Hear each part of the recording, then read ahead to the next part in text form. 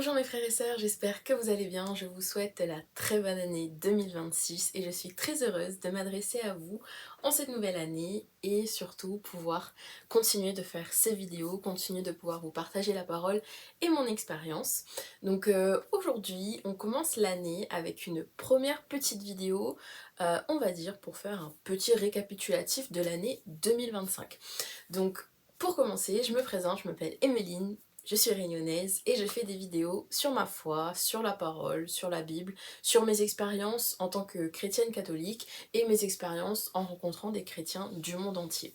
Donc pour moi, cette chaîne est hyper importante parce que c'est vraiment une chaîne personnelle, donc c'est vraiment pour partager mon expérience. Je ne me positionne pas en tant qu'enseignante, mais simplement pour pouvoir vous partager mon vécu en rapport avec la parole et vous donner littéralement ce qui sort de la Bible pour vous aider au mieux à être guidé dans votre relation avec Jésus. Donc pour débuter cette vidéo, j'aimerais vous parler de ce qu'a été l'année 2024 pour moi en tant que chrétienne avant de parler de l'année 2025 parce que mon cheminement commence de là. Donc pour faire simple, je suis réunionnaise, j'ai beaucoup voyagé à partir de mes 17 ans, je me suis un peu fait la promesse de voyager toutes les années. J'ai pu étudier aux États-Unis, j'ai pu voyager en Asie, en Europe et j'ai toujours aimé ça, bouger. Sauf que pour moi bouger c'était aussi fuir parce que je voulais guérir, mais fuir, bah tu peux pas guérir en fuyant. Donc je me suis dit ok, il faut vraiment que je prenne le temps de réfléchir à comment aller mieux et pour moi ça a toujours été en passant par ma relation avec Dieu. Donc tout simplement je me suis dit ok, qu'est-ce que je peux faire pour littéralement aller mieux dans ma tête, dans mon corps. Donc je me suis isolée en Corée du Sud parce que à ce moment-là c'était vraiment le pays qui me faisait sentir le plus safe mentalement, physiquement, socialement. Donc je me suis dit ok, je vais aller me poser là-bas, donc 3 mois et demi. Et ça a vraiment été pour moi un moment d'inspiration parce que je me suis dit ok, j'ai littéralement tout le temps qu'il faut pour pouvoir me rapprocher de Dieu. Et à ce moment-là, je m'attendais pas à recevoir autant avec si peu. Donc j'étais dans une toute petite chambre, je vous mettrai les vidéos dans la description si ça vous intéresse de voir un petit peu comment je vivais à l'époque, il y a 2 ans quoi. Et surtout, bah, qu'est-ce que ça a fait, qu'est-ce que ça m'a fait. Et en fait, ça m'a simplement ouvert les yeux sur quelle était la relation que j'avais avec Jésus et non cette idée de religion.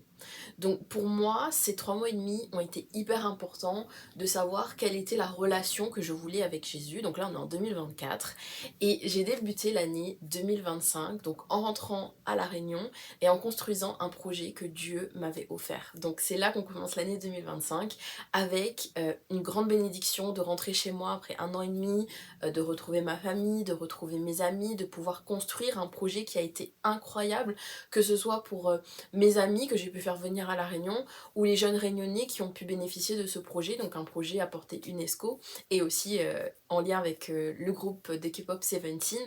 Donc pour moi ça a été vraiment une opportunité de découvrir, on va dire, d'autres choses pour moi, autant développement professionnel, associatif, et pour les autres de savoir en fait que je peux avoir un impact et surtout je peux créer des impacts avec une communauté.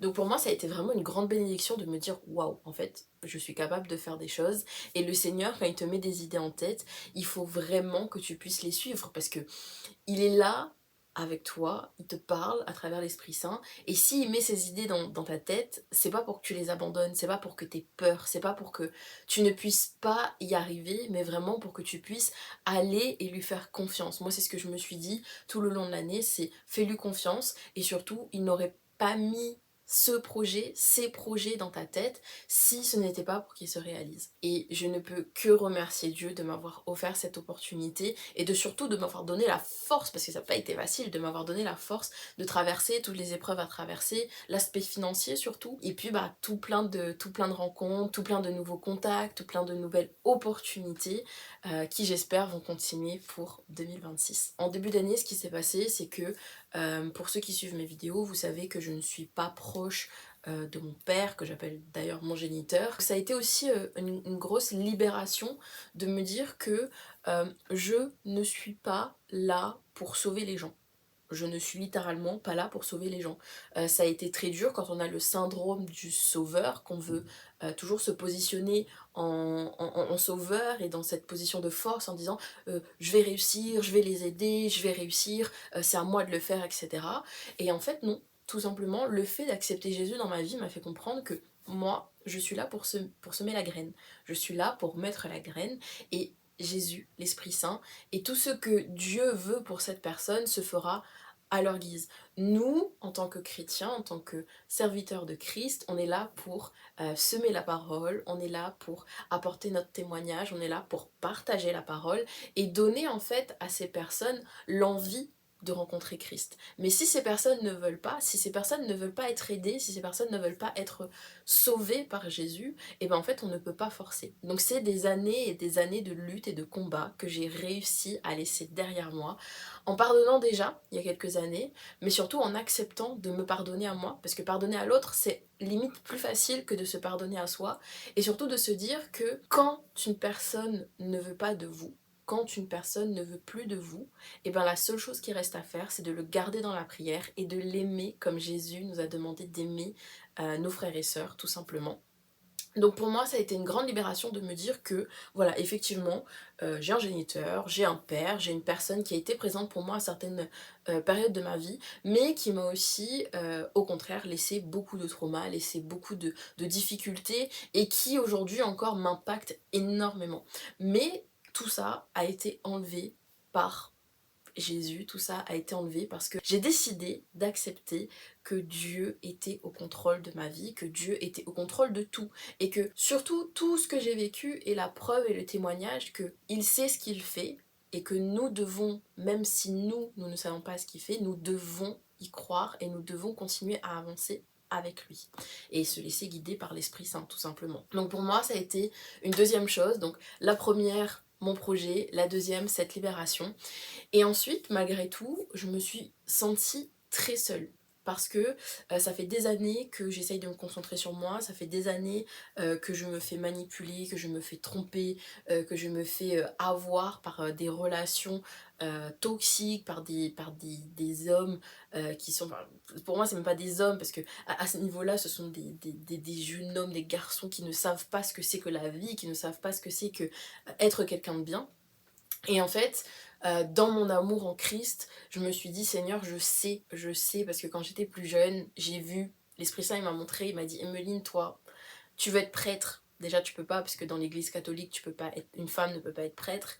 Et ensuite, bah, tu n'es pas destinée à cette vie-là. Tu n'es pas destinée à être seule, parce que tu auras une famille, tu auras un mari, tu auras un ou des enfants.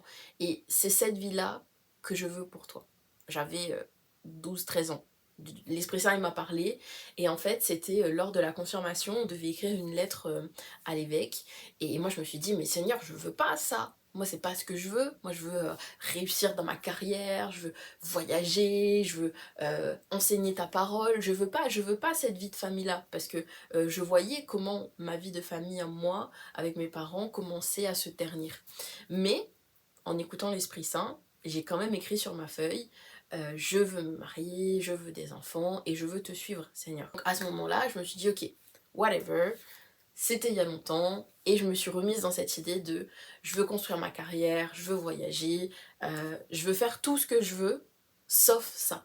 Donc je me suis isolée, je me concentrais que sur moi depuis 2-3 ans, je cherchais pas du tout à créer de relations, sauf qu'en fait, quand je me suis rapprochée de Jésus, j'ai compris que bah, me rapprocher de lui, c'est me rapprocher de Dieu. Et me rapprocher de Dieu, c'est me rapprocher de ce qu'il m'a déjà dit, de ce qu'il m'a déjà montré. Et donc à ce moment-là, je me suis dit, mais en fait, Emeline, tu peux pas être seule.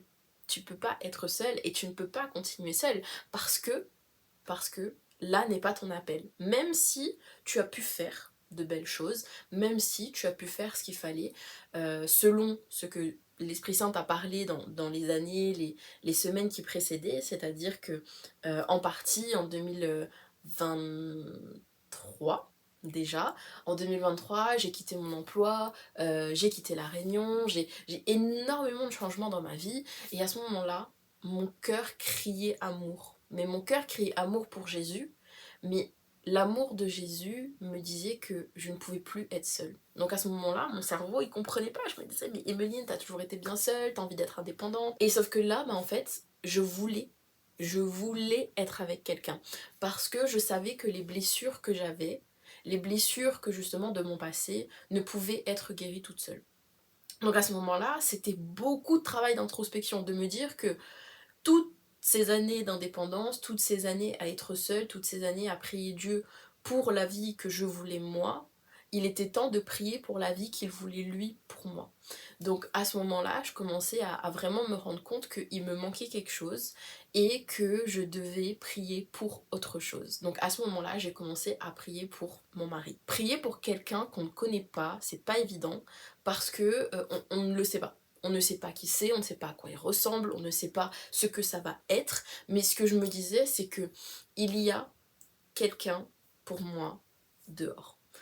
Si Dieu a créé mon être, si Dieu a créé mon âme, si Dieu a créé mon corps, il ne m'aurait pas créé pour que je reste seule. Dans mon hypersensibilité, dans mes combats, dans ce que je recherche, il ne m'aurait pas créé entière comme je suis s'il n'y avait pas quelqu'un pour me correspondre. Donc à ce moment-là, je me suis mise à prier pour cette personne, je me suis dit, qu'importe qui tu es, qu'importe où tu es, je prie pour toi, j'espère que tout comme moi, tu cherches à te rapprocher de Dieu, tout comme moi, tu cherches à voilà, venir vers moi aussi et que tu pries pour moi parce que prier pour la personne c'est bien mais on espère aussi que cette personne partage notre amour pour Dieu et partage cette envie de vivre avec Dieu pour suivre Jésus. Et en fait c'était devenu pas une habitude parce que ça a pris du temps, mais c'était devenu quelque chose de très redondant. Beaucoup de pleurs, beaucoup de larmes, beaucoup de solitude, et ce besoin, limite ce manque de cette personne qui n'était pas encore là. Donc à ce moment-là, je continuais à prier et je me disais, ok, accepte déjà de un le fait que tu veuilles te marier. Parce que pendant des années, ça a été je veux être seule. Tout le monde dans mon entourage ne s'attendait pas à ce que je rencontre quelqu'un. Parce que j'étais tellement déterminée à rester seule que j'étais seule quoi. Sauf que là je me suis dit non, il faut parce que c'est ce que Dieu me dit et c'est ce que je ressens dans mon cœur de prier pour cette personne là. Donc à ce moment là j'ai continué à prier et là on est déjà milieu d'année, donc milieu d'année, mes projets se passent bien, je commence à aller mieux, mais j'ai toujours ce vide en moi qui dit prie pour cette personne. Un jour avec une sœur en Christ, on se dit, on était en distanciel encore, et on se dit ok viens, on jeûne toute la semaine. Elle était en Corée du Sud, moi j'étais à La Réunion, et on se dit ok cette semaine on jeûne et on fait de notre mieux, on se donne un temps de prière, on se donne un temps pour se parler, on se donne un temps pour échanger. Donc à ce moment-là, on avait trouvé en fait des prières de jeûne d'une semaine. Et moi, je me suis dit, ok, cette semaine, je veux prier pour ma libération mentale, je veux prier pour mon mari, je veux prier pour mon projet et je veux prier pour que tout se passe bien en fait dans ma vie tout simplement parce que j'avais ce besoin de tout confier à Dieu, d'où le jeûne. Je ferai peut-être d'ailleurs une vidéo là-dessus si ça vous intéresse. Et donc à ce moment-là, j'ai pris le temps de me lever, de remercier le Seigneur, de première chose à faire, c'est de le louer, de le remercier, de prier, de me dire que sans lui, je ne suis rien, et surtout de me laisser guider par les prières du jour et par ce que je ressentais. Il y a des jours où, effectivement, je priais pour mon mari, je priais pour des amis, je priais pour des personnalités que j'appréciais beaucoup et qui, je savais, étaient dans des difficultés. Il y a des jours où je priais même pour ma belle famille parce que je me suis dit, ok, là, c'est ça que je dois dire. Et en fait, j'ai vraiment pris le temps de chercher à l'intérieur de moi ce dont j'avais besoin et ce que je pouvais faire pour les autres. On devait le faire une semaine en entière, sauf que moi, comme j'avais repris le sport, j'ai absolument pas géré et j'ai jeûné, mais je faisais aussi du sport, donc en fait, je suis presque tombée malade, donc j'ai arrêté au bout de 5 jours. Il faut aussi écouter son corps dans le jeûne. Le jeûne, ce n'est pas juste arrêter de manger, ce n'est pas juste jeûner par intermittence, c'est vraiment faire des concessions pour se rapprocher de Dieu. C'est offrir sa nourriture, offrir son temps, offrir ce qui est en superflu dans nos vies pour se rapprocher de Dieu. Donc à ce moment-là, au bout de 5 jours, je me suis dit ok, stop, tu fais n'importe quoi, même si tu te rapproches de Dieu, ne te mets pas en danger. Le vendredi, j'ai arrêté de jeûner et j'ai quand même remercié le Seigneur effectivement pour cette magnifique semaine en fait, ces 5 jours qui s'étaient passés et que j'avais apprécié en fait tout simplement parce que ça m'avait beaucoup rapproché de lui et ça m'avait apporté une paix intérieure. Le dimanche, il me semble, je ne sais plus, le 7 juillet, je me lève, ma tati me texte en me disant oui, je dois aller voir mon papa donc à l'hôpital et je dois emmener ma fille qui à ce moment-là avait 12 ans je crois. Et donc je lui dis mais vu qu'elle peut pas rentrer, bah viens je reste avec elle. Donc elle me demande de les déposer et à ce moment-là, vraiment l'Esprit Saint il m'a parlé, il m'a dit reste avec ta cousine et va te balader. Ok, j'écoute, donc je kidnappe ma cousine, je dis bon bah tati vas-y, elle reste avec moi, on va sortir, on va profiter, etc.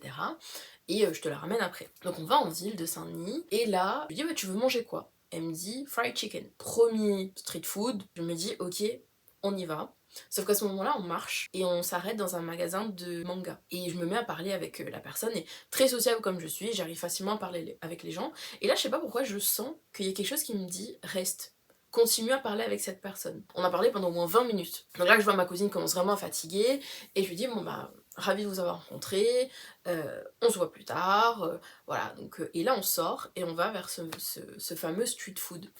Et donc on y va et je lui dis écoute, est-ce que tu veux prendre à emporter ou est-ce qu'on se pose? Et si on se pose, est-ce que tu veux te poser en bas ou en haut? Donc elle me dit bah viens on va se poser en haut. Ok, on prend la commande et on va se poser en haut. Et là à ce moment-là, on s'assoit et il y a ce fameux jeune homme qui monte les escaliers. Et je fais mais attends, I know him.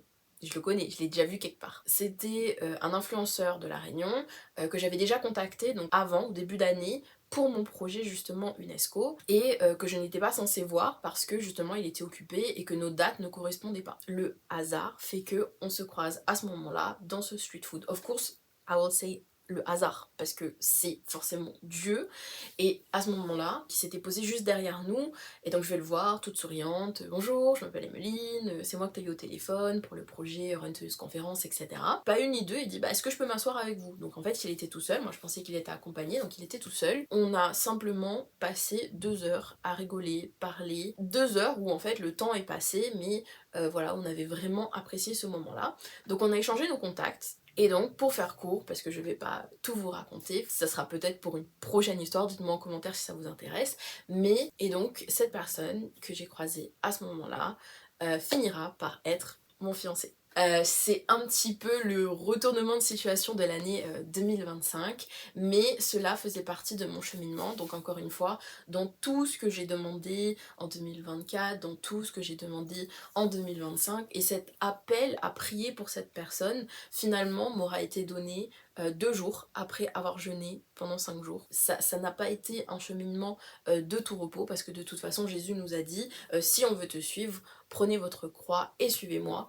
Et c'est un peu ce qu'on fait et c'est ce qu'on essaye de faire parce que Dieu merci, on partage la même foi, on partage le même amour pour Jésus, et je pense que c'est pour ça que j'ai eu ma bague et qu'au final la prière porte ses fruits quand on demande, demandez et vous recevrez, et surtout qu'on demande en écoutant ce que Dieu veut pour nous aussi, parce que je pense que lui sait encore mieux ce qui est pour nous. Et donc en juillet c'est une deuxième partie d'année qui se prépare pour moi parce que j'avais donc ce projet là, j'avais la rencontre avec donc mon fiancé, et surtout bah, toutes ces choses que Dieu m'a accordées pendant cette année 2025 qui a pour moi été très rapide, très rapide, j'arrive pas à croire que c'est déjà fini d'ailleurs, parce que pour moi c'était 1 an et demi de projet, ça a été beaucoup de prières, beaucoup de remises en question, et au final quand je vois comment elle s'est déroulée, ça a juste été incroyable. Et donc j'ai fini cette deuxième partie d'année avec mon fiancé qui à ce moment-là était donc mon compagnon en fait, mon copain, et j'ai oublié, vous l'avez vu sur ma chaîne, j'ai aussi fait un voyage à Madagascar qui a été un voyage qui a vraiment transcendé ma vie, parce que c'est un pays que j'ai toujours voulu visiter, c'est un pays qui m'a toujours appelé forcément. Pour ceux qui connaissent l'histoire de La Réunion, Madagascar c'est juste à côté et c'est vraiment une partie de notre histoire à nous aussi. Malheureusement, comme c'est un pays qui est un peu fiché dangereux, je n'y ai jamais mis les pieds seule, et en même temps pour assurer ma famille, je n'ai jamais voulu partir seule. Donc à ce moment-là, je suis partie avec donc une copine, une sœur en Christ, donc Naomi, que je remercie encore beaucoup pour cette magnifique expérience qui m'a fait découvrir donc Madagascar, en tout cas Antananarivo. Vraiment ça a été une bénédiction, que ce soit dans les rencontres, parce qu'on a été aussi dans une mission avec des frères et sœurs en Christ, donc on a pu louer le Seigneur, on a pu lui dire merci, que ce soit dans les appels, et que ce soit surtout bah, en fait par la rencontre après de mon fiancé qui vient aussi de Madagascar, et qui du coup Tout ça paraît complètement fou. Je vous le raconte comme ça, mais ça paraît complètement fou. Et surtout, c'est tout un processus. À mon avis, ne tiendra pas dans une vidéo de 20 minutes. Anyhow, on est déjà en septembre. C'est mon projet. Mon chéri, il rentre en Hexagone parce qu'il habite en Hexagone. Pour moi, c'est vraiment tout ce que j'ai préparé depuis 1 an et demi qui aboutit et qui me fait comprendre que ouais, c'est le moment de changer. C'est le moment d'aller vers cette vie que Dieu a prévue pour toi. Et donc, pas une ni deux, je refais mes valises et je rejoins mon chéri et ma famille en Hexagone à Toulouse. Et c'est encore une fois une nouvelle aventure qui commence. Et à ce moment-là, forcément, tu continues à confier à Dieu, tu continues à demander à Dieu de t'éclairer et de faire en sorte que tout se passe bien. Et je vous passe encore une fois les détails, ça sera peut-être pour une prochaine vidéo. Beaucoup d'épreuves qui demandent beaucoup de prières, beaucoup d'épreuves qui demandent beaucoup de remise en question. Et surtout, cette envie de faire mieux, cette envie de se rapprocher de Dieu. Sauf que cette fois, au lieu d'être toute seule, eh ben, on est à deux. Donc dans ce processus-là, beaucoup de prières, beaucoup de demandes, beaucoup de remises en question et finalement une certitude. On finit par vraiment décider de ce qu'on veut faire, de notre vie, de notre engagement envers Christ et envers nous. Donc pour nous, le mariage, c'est vraiment se rapprocher de Dieu et surtout se rapprocher de Dieu, être avec Dieu pour être ensemble. Nous nous aimons parce qu'il nous a aimés le premier. Pour nous, c'est vraiment ça notre relation. Et de se dire que toute cette réflexion a mené à la demande en mariage, la préparation au sacrement du mariage, forcément avant les fiançailles et toutes ces choses qui arriveront donc en 2026 et qui j'espère seront très très belles. J'ai essayé de faire un peu le tour de ce qui s'est passé en 2025 et j'avoue que je pense qu'en 30 minutes c'est juste pas possible de tout expliquer, mais j'essaye de pas faire des formats trop longs. Vous savez que j'aime parler, mais vraiment là c'était vraiment juste une petite vidéo pour vous raconter ma vie, vous partager ce qui s'est passé et voilà. Tout simplement, donc je vais vous mettre un petit extrait si je peux de mon année 2025 et j'espère que cette vidéo vous aura plu. Ça fait un moment que je n'ai pas pris la caméra pour me filmer, pour vous parler. Comme je viens de vous le dire, ça a été une année très mouvementée en projets, en rencontres, en prières et c'est vrai que vers la fin d'année j'étais plus concentrée à justement construire ma relation avec mon fiancé et surtout savoir comment bien faire les choses en Christ plutôt que de prendre ma caméra et vous donner des conseils là où moi-même j'en avais besoin. Donc j'espère qu'elle vous aura aidé ou pas et que vous avez au moins appris à me connaître pour cette nouvelle année 2026 qui débute et j'espère vraiment que vous continuerez à suivre mes vidéos, qu'on pourra continuer à prier ensemble et que toute cette communauté en fait pourra grandir ensemble. Spoil alert, I'm gonna flip the table parce que j'apprends beaucoup de choses, je prie beaucoup et l'Esprit Saint m'a beaucoup parlé donc il y a énormément de choses qui vont arriver et ça ne plaira pas à tout le monde, surtout aux catholiques. Voilà, je préviens toujours. J'aimerais finir cette vidéo comme d'habitude avec une petite bénédiction, donc que le Seigneur vous bénisse, vous protège et vous garde surtout en cette nouvelle année 2026 et qu'il puisse nous accorder toutes les grâces dont nous avons besoin. Santé, amour et surtout réussite pour chacun d'entre vous, vos familles, vos amis et surtout prions pour les personnes qui ne connaissent pas Dieu et qui ont besoin de lui dans leur vie. Seigneur, révèle-toi à eux et c'est au nom de ton Fils Jésus-Christ que nous te le demandons. Amen. J'espère vous voir bientôt. Bye bye.